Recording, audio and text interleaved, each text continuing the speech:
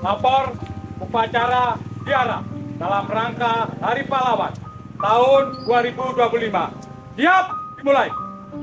Kepala Kepolisian Resor Probolinggo Kota selaku Inspektur Upacara tiba di tempat upacara. Kepada arwah para pahlawan, hormat senjata.